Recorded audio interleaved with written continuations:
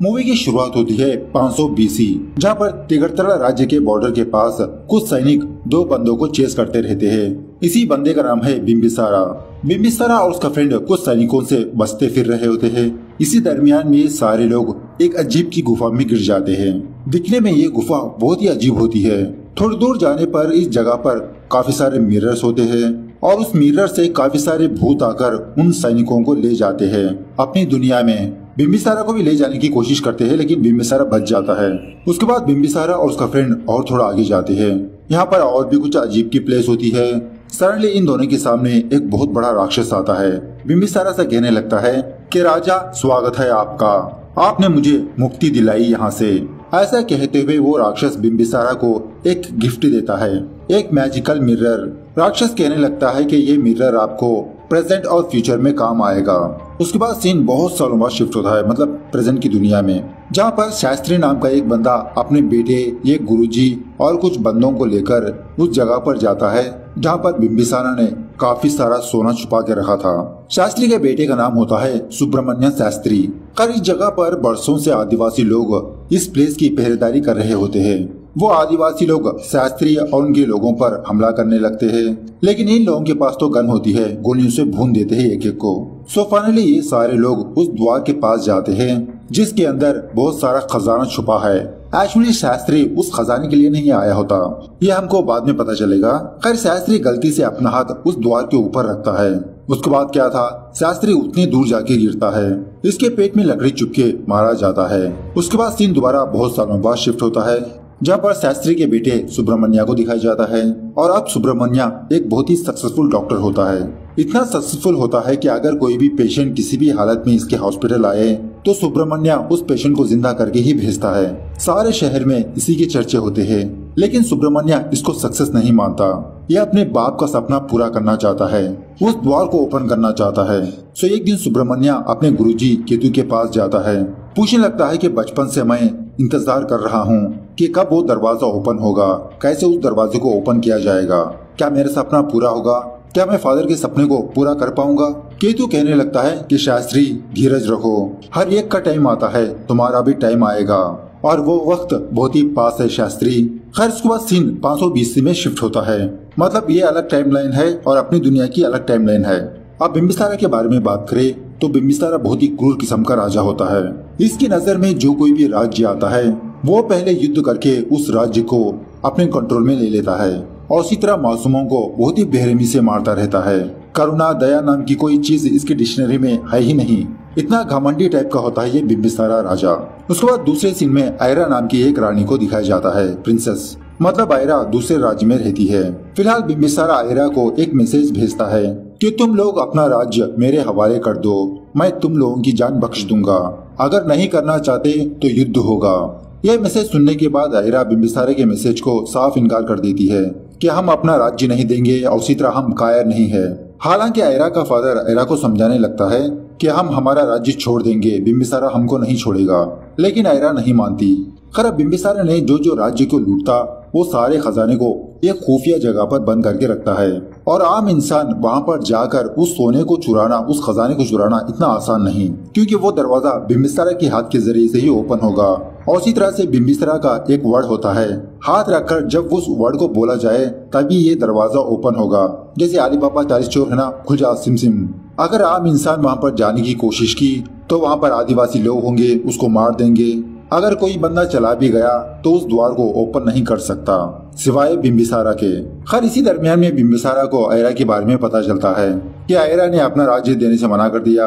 सो बिम्बिसारा आयरा के राज्य जाकर उनसे जंग करके आयरा और उसके फादर को अरेस्ट कर लेता है, मतलब इन दोनों को कारागार में डाल देता है। अब बिम्बिसारा के राज्य में ही एक छोटा सा गांव होता है। इस गांव में डॉक्टर्स मौजूद होते हैं, मतलब जड़ी बूटी की मदद से लोगों को ठीक करने वाले। सो फिलहाल दूसरे राज्य के कुछ लोग जख्मी होकर इन लोगों के पास आते हैं। अब ये लोग तो डॉक्टर्स हैं। सो यहाँ का एक गुरुजी इन जख्मी लोगों को ठीक करने लगता है।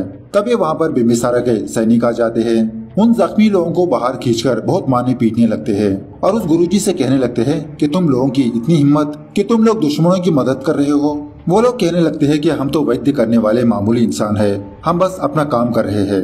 लेकिन जब बिम्बिसारा के सैनिक मारपीट पर उतर आते हैं तो वहाँ के लोग भी बिम्बिसारा के सैनिकों पर टूट पड़ते हैं, उन लोगों को मार पीट के वहाँ से भगा देते हैं। जब ये बात बिम्बिसारा को पता चलती है, बिम्बिसारा आग बबूला होता है कि हमारे राज्य में रहते हुए हमारे सैनिकों को मारा।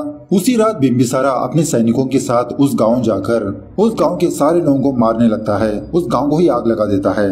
इसी दरमियान में बिम्बिसारा ये देखता है कि ये गुरुजी अपनी जान पर खेलते हुए आग में जाकर एक बड़ी सी किताब को उस घर से बाहर ला रहा है।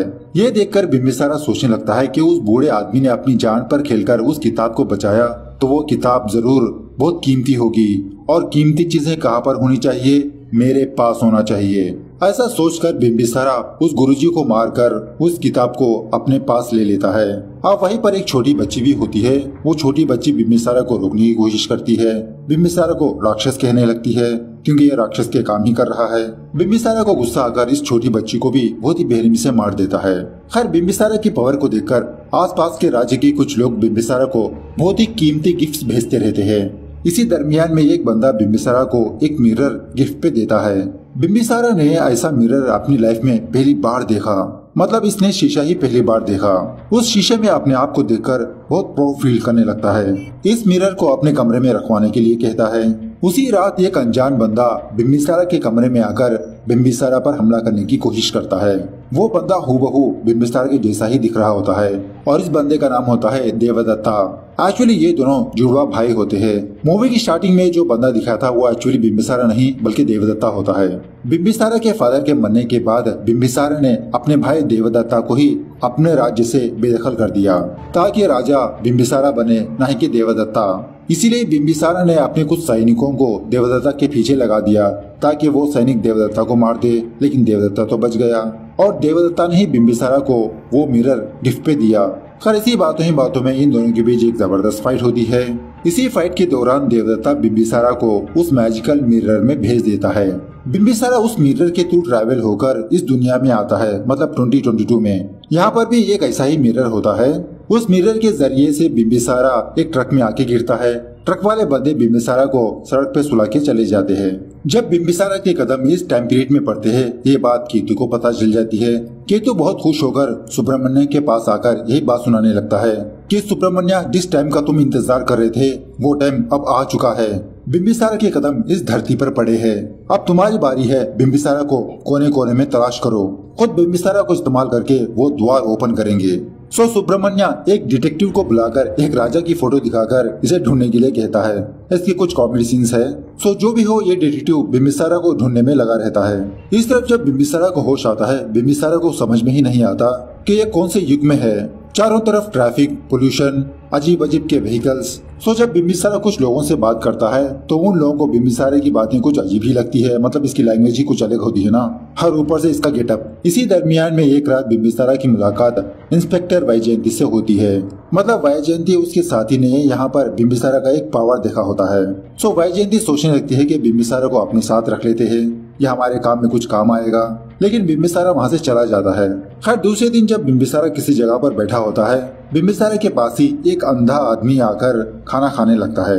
बिम्बिसारा फौरन इस बूढ़े आदमी को एक लात मारता है। बेचारा नीचे गिर जाता है और इसका खाना भी नीचे गिर जाता है।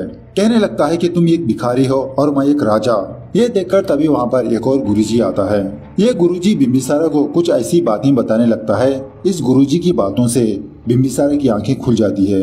मतलब घमंड करना इतनी अच्छी बात नहीं, तुम्हारी आंखों पर भी घमंड का पर्दा पड़ा है, उस पर्दे को हटाओ, असलियत को जानो। कल सुबह जब बिम्बिसारा को भूख लगती है तो किसी जगह पर फ्री में खाना बांट रहे होते हैं। अब बिम्बिसारा भी लाइन में लगकर उस खाने को खाने लगता है। और इसी तरह से बिम्बिसारा ने इस दुनिया में काफी सारे बेबस लाचार लोगों को देखा होता है। अंधे, लंगड़े, लूले, किसी के पास घर नहीं, कोई फुटपाथ पर सो रहा है। इसी दरमियान में बिम्बिसारा एक रात एक प्रेग्नेंट औरत की भी हेल्प करता है। मतलब इस तरह से धीरे धीरे बिम्बिसारा लोगों की हेल्प करने लगता है। उसके बाद जब बिम्बिसारा के कपड़े गंदे हो जाते हैं, एक बंदे को मार पीट के उसके कपड़े छीन लेता है। इसी में एक दिन बिम्बिसारा ये देखता है कि कुछ लोग मिरर को कहीं पर ले जा रहे होते हैं। मतलब it's a normal mirror. Bimbisara सोचने लगता है कि इसका मैजिकल मिरर है, तो फटाक से उसके अंदर जाने की कोशिश करता है, लेकिन वो मिरर तो टूट ही जाता है। और इसी तरह मिरर शॉप जाकर सारे मिररों को तोड़ने लगता है, मतलब उसके अंदर घुसने की कोशिश करता है। इसी में बिम्बिसारा की मुलाकात दोबारा वैजयंती से होती है। वैजयंती और उसका साथी बिम्बिसारा को अपनी बातों की जाल में फंसाकर बिम्बिसारा को अपने साथ रख लेते हैं। उसके बाद वैजयंती कमिश्नर से साइन लेने के लिए बिंबिसारा के साथ एक अवार्ड फंक्शन में जाती है। वहाँ पर सुब्रमण्यम शास्त्री भी होता है। इस वक्त सुब्रमण्यम को बेस्ट डॉक्टर के तौर पर इसको अवार्ड मिलता है और उसी फंक्शन में विश्वानंदन नाम का एक बंदा भी होता है। और विश्वानंदन की बातों से हमको ये बात पता चलती है कि विश्वानंदन बिंबिसारा का वारिस है, मतलब बिंबिसारा की फैमिली है ही है। विश्वानंदन और उसकी फैमिली बिंबिसारा के नाम पर ही एक ट्रस्ट रन कर रही है। सो स्पीच के दौरान विश्वानंदन बिंबिसारा के बारे में काफी सारी अच्छी अच्छी बातें बोलने लगता है। अब उसी फंक्शन में बिंबिसारा भी होता है। अपना नाम सुनकर इसके तो होश ही उड़ जाते हैं। सोचने लगता है क्या मेरे वारिस इस दुनिया में है। अब ये बात सुब्रमण्यम शास्त्री भी सुन लेता है। ये भी शौक में रह जाता है कि बिंबिसारा के वारिस अभी भी इस दुनिया में मौजूद है। सो बिंबिसारा वैजयंती की मदद से विश्वानंदन को फॉलो करने लगता है और फिलहाल विश्वानंदन और उसकी फैमिली बिंबिसारा की स्टैचू को इनॉग्रेशन करने लगते हैं। अब उसी जगह पर एक बिल्डिंग कंस्ट्रक्शन हो रही होती है। जब एक बड़ी सी दीवार बिंबिसारा के ऊपर गिरने ही वाली होती है तभी एक बच्ची बिंबिसारा को साइड में ढकलकर उसकी जान बचा देती है। इस बच्ची को देखकर बिंबिसारा शॉक में रह जाता है क्योंकि ये बच्ची हूबहू उस बच्ची की तरह नजर आ रही है जिसने अपने जमाने में उस बच्ची को मार दिया था। बिंबिसारा सोचने लगता है कि मैंने मारी हुई बच्ची यहाँ पर कैसे आई और इस बच्ची ने मेरी जान बचाई, हालांकि मैंने इस बच्ची को मार दिया था। एक्चुअली इस बच्ची का दोबारा पुनर्जन्म होता है और ये बच्ची फिलहाल बिंबिसारा की वारिस होती है। खैर इस तरफ देवदत्ता ऐरा के पास आकर जो सच है वो बताने लगता है कि मैं बिंबिसारा नहीं हूँ, उसका जुड़ा भाई देवदत्ता हूँ। एक्चुअली जब मैंने तुमको पहली बार देखा मुझे तुमसे प्यार हो गया और जब मुझे ये बात पता चली कि बिंबिसारा ने तुमको कैद करके रखा, तुमको रिहा करने के लिए, अपना राज्य दोबारा हासिल करने के लिए यहाँ पर आया मैं। इस तरह बिंबिसारा धीरे धीरे उस बच्ची से दोस्ती करने लगता है। देखते ही देखते ये दोनों बेस्ट फ्रेंड्स बन जाते हैं। ये बच्ची बिंबिसारा को प्यार से बिंबी कहकर बुलाने लगती है। एक्चुअली बिंबिसारा इस बच्ची से प्यार कर कर अपने पापों का प्रायश्चित करना चाहता है। इसी दरमियान में सुब्रमण्यम के आदमी उस बच्ची को किडनैप कर ले जाते हैं। अब बिंबिसारा उन गुंडों के पास जाकर उन सारे लोगों को मौत के घाट उतारकर उस बच्ची को बचा लेता है और सच में ये फाइट सीन बहुत ही गजब है। यह होने के बाद सुब्रमण्यम और केतु उस जगह पर आते हैं और एक एक बंदे की हालत देखकर इनके तो होश ही उड़ जाते हैं। उसी जगह पर केतु बिंबिसारा की अंगूठी देखता है जो हाथापाई के दौरान बिंबिसारा की अंगूठी वहाँ पर गिर गई थी। इस अंगूठी को देखकर केतु सुब्रमण्यम को बताने लगता है कि यहाँ पर जो आया है वो और कोई नहीं बिंबिसारा खुद है और कुछ जादू मंत्र करके सुब्रमण्यम को बिंबिसारा का चेहरा दिखाने लगता है उस अंगूठी के जरिए से। सुब्रमण्यम से कहने लगता है कि अब तुम्हारी मंजिल तुम्हारे करीब है। इस तरह 500 BC में बिंबिसारा के राज्य में सूखा पड़ जाता है, मतलब काफी दिनों से बारिश नहीं होती, सारे खेत सूख चुके होते हैं, अनाज खत्म, काफी सारी पब्लिक मरने लगती है। यह देखकर देवदत्ता मंत्री से कहने लगता है कि हमारे राज्य में जो जो सोना है उस सोने को इस्तेमाल करके पब्लिक की सेवा की जाए। मंत्री कहने लगता है कि राजा हमारे पास जितना सोना है वो सोना कम ही पड़ेगा, हम लोगों की हेल्प नहीं कर सकते। अब उसी जगह पर जुबेदा नाम का एक बंदा होता है जो बिंबिसारा के बहुत ही क्लोज हुआ करता था।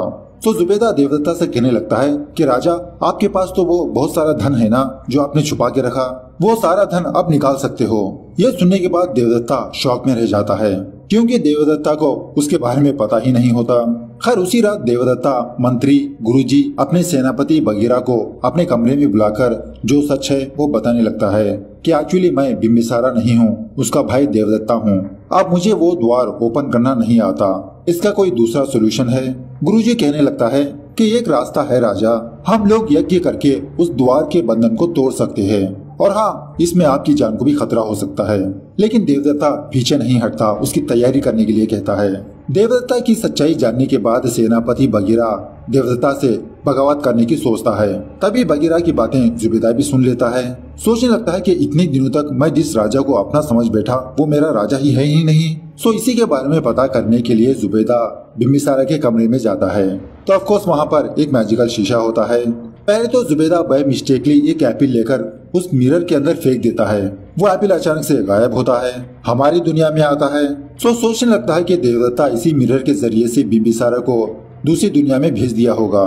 सो जुबेदा फौरन उस मिरर के अंदर जाकर हमारी दुनिया में आता है और जगह जगह पर अपने राजा को ढूंढने लगता है। बिंबिसारा बिंबिसारा कहकर पुकारने लगता है। इस तरह सुब्रमण्य बिंबिसारा को कॉल करके उसको वार्निंग देने लगता है कि अगर तुम अपनी फैमिली को बचाना चाहते हो तो मेरे बताए हुए एड्रेस पर आ जाओ।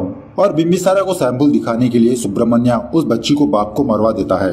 इस तरफ देवदत्ता और कुछ गुरुजी उस जगह पर आते हैं जहाँ पर बिम्बिसारा ने काफी सारे खजानों को छुपा के रखा यज्ञ करने के लिए। और इस यज्ञ में 3 स्टेजेस होते हैं। जब ये तीनों स्टेजेस कंप्लीट होंगे तभी वो दरवाजा ओपन होगा, मतलब उस दरवाजे का पावर खत्म हो गया, वो दरवाजा अपने आप ओपन होगा। इस तरफ सुब्रमण्य भी बिम्बिसारा की फैमिली को उस जगह पर लाता है जहाँ पर वो दरवाजा होता है। थोड़ी देर बाद बिम्बिसारा अपनी फैमिली को बचाने के लिए इस जगह पर आता है और इस जगह को देखकर बिम्बिसारा को सब कुछ याद आने लगता है कि ये जगह तो वही है जहाँ पर मैंने काफी सारे खजाने को छुपा के रखा। सो सुब्रमण्य बिम्बिसारा से कहने लगता है कि राजा, आपने सही इमेजिनेशन किया, ये जगह वही है जहाँ पर आपने राज्य किया। अब आप इस दरवाजे को ओपन करके धन्वंतरी ग्रंथ मेरे हाथ में लाके रख दीजिए। मतलब उस गुफा के अंदर एक कीमती किताब मौजूद होती है। वो किताब वही होती है जब बिम्बिसारा ने अपने राज्य में एक बूढ़े आदमी को मार के छीना था ना, वह किताब होती है। एक्चुअली उस ग्रंथ में हर एक बीमारी की दवा होती है और सुब्रमण्य यही चाहता है कि सुब्रमण्य वायरस को बनाकर, मतलब बीमारी को बनाकर उस वायरस का एंटीडोट ये खुद बनाए, दुनिया को अपनी मुट्ठी पर करना चाहता है। सो सुब्रमण्य बिम्बिसारा को धमकी देने लगता है, अगर आपने उस दरवाजे को ओपन नहीं किया तो आपकी चहेती बच्ची मर जाएगी, क्योंकि मैंने उस बच्ची के अंदर एक ऐसा वायरस को इंजेक्ट किया। उस बच्ची को बचाने के लिए तो आप उस दरवाजे को ओपन करना ही होगा। सो अब बिम्बिसारा के पास और कोई ऑप्शन नहीं होता। वो फौरन उस दरवाजे के पास अपना हाथ रखकर जब उस दरवाजे को ओपन करने ही वाला होता है तभी वो दरवाजा बिम्बिसारा को दूर फेंक देता है, क्योंकि बिम्बिसारा के जमाने में देवदत्ता ने यज्ञ का पहला स्टेज कंप्लीट कर चुका होता है। अब इस यज्ञ को कंप्लीट करना ही होगा। खैर अब ये देखकर केतु को भी समझ में नहीं आता कि बिम्बिसारा ने खुद इस दरवाजे को ओपन नहीं कर पाया, कहाँ पर गलती हो सकती है। सो सुब्रमण्य बिम्बिसारा को शाम तक टाइम देता है कि तुम कुछ भी करके शाम तक मुझे वो ग्रंथ मेरे हाथ में लाके रख दो, वरना तुम्हारी फैमिली नहीं बचेगी। अब बेचारा बिम्बिसारा दर-बदर भटकने लगता है कि ये कहाँ पर जाए, कैसे उस ग्रंथ को लाया जाए। और जब भगवान को नहीं मान रहा होता, बिम्बिसारा भगवान से हेल्प मांगने लगता है। इत्तेफाक से उसी मंदिर में जुबेदा होता है, बिम्बिसारा को देख लेता है। इस तरफ जब देवदत्ता यज्ञ कर रहा होता है तभी वहाँ पर बगीरा आकर काफी सारे लोगों को मार देता है, क्योंकि बगीरा यही चाहता है कि देवदत्ता को मार के ये राजा बने। इत्तेफाक से वहाँ पर बिम्बिसारा भी आता है, मतलब जुबेदा को पता होता है ये कहाँ से आया। सो जुबेदा उसी मिरर की मदद से बिम्बिसारा को अपने इस दुनिया में लाता है। तो यहाँ पर एक जबरदस्त फाइट होती है। फाइट के दौरान देवदत्ता बिम्बिसारा को राज्य के बारे में बताने लगता है कि देवदत्ता क्यों ये यज्ञ कर रहा है। सो बिम्बिसारा यज्ञ कंप्लीट करने के लिए कहता है। यज्ञ कंप्लीट करने के बाद वो दरवाजा अपने आप ओपन होता है और सच में भाई साहब इस गुफा के अंदर बहुत सारा खजाना होता है। यहाँ की एक मूर्ति भी मुझे मिल जाए तो साला मैं करोड़पति बन जाऊंगा। खैर उसके बाद बिम्बिसारा दोबारा इस दुनिया में आता है। सो सुब्रमण्य ये देखता है कि बिम्बिसारा के हाथ में वो ग्रंथ नहीं है, वो किताब नहीं है। सो दोबारा यहाँ पर एक जबरदस्त फाइट होती है। इसी फाइट के दौरान सुब्रमण्य बिम्बिसारा को गोलियों से भून देता है, लेकिन बिम्बिसारा तो कोई आम इंसान नहीं, वो इतना जल्दी मरता भी नहीं, उल्टा वो सुब्रमण्यम को ही मार देता है।